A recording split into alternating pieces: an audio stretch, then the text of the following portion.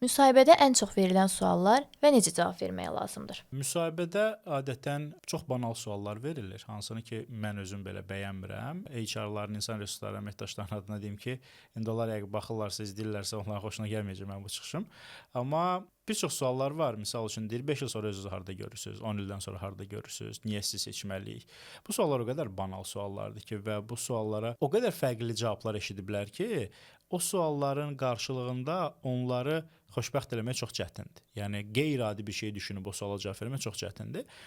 Amma mənim yeganə tövsiyəm nədir? İstər yeni başlayanlara, təcrübəli şəxslərdə zaten mən belə düşünürəm ki, məsləhətə ehtiyacları yoxdur. Onlar o qədər intervyudan keçiblər ki, onlar artıq bilirlər nəyi necə cavablandırmaq lazımdır. Maksimum dərəcədə səmimi olmaq lazımdır intervyuda. Düzdür, söhbət burada satışdan gedirsə, yenə də özünü satmaqdan gedirsə, burada müəyyən biraz mübaliğələr, şişirtmələr ola bilər özünüzlə bağlı, amma bir şərtlə ki, yalan danışmayasınız. Yəni sizə iş intervyusunda deyirlərsə ki, siz misal deyirəm, ingilis dilini bilirsiniz. Siz əgər bilmirsinizsə, hə deməyi deyirsiniz. Çünki adam növbəti sual ingilisində sizə versə, siz artıq orada tutulacaqsınız və orada kəsiləcəksiniz.